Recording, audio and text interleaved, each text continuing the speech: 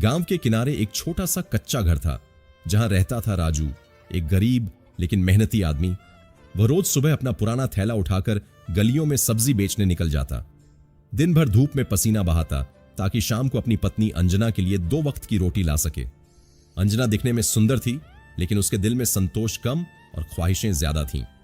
उसे लगता था कि उसकी जिंदगी कुछ और हो सकती थी, शहर, पैसा, अच्छा घर, और यही सोच धीरे धीरे उसके मन में लालच बन गई। राजू अपनी दुनिया में खुश था। वह हर दिन थक कर घर आता, अंजना के लिए छोटी छोटी चीजें लाता, कभी चूड़ियां, कभी मिठाई। उसकी आंखों में बस एक ही सपना था, अपनी पत्नी को खुश देखना। लेकिन अंजना के मन में कुछ और चल रहा था। गांव में एक आदमी आया, नाम था विक्रम। शहर से आया था, पैसे वाला था और बातों में बहुत मीठा। उसने अंजना को बड़े सपने दिखाने शुरू किए। तुम जैसी खूबसूरत लड़की इस गरीबी में क्यों रह रही हो? शहर चलो, वहां तुम्हारी जिंदगी बदल जाएगी। धीरे धीरे अंजना विक्रम की बातों में आ गई। उसने राजू के सादे प्यार को नजरअंदाज करना शुरू कर दिया।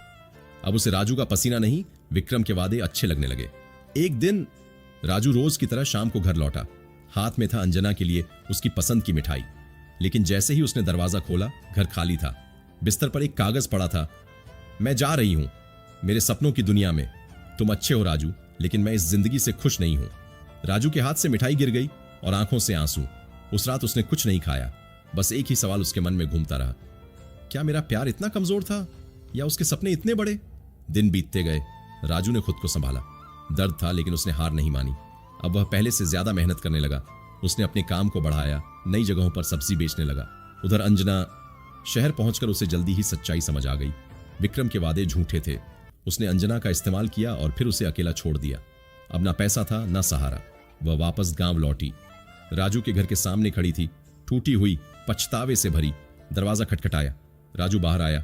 दोनों की नजरें मिली। अंजना रो पड़ी। मुझे माफ कर दो राजू, मैंने बहुत बड़ी गलती की।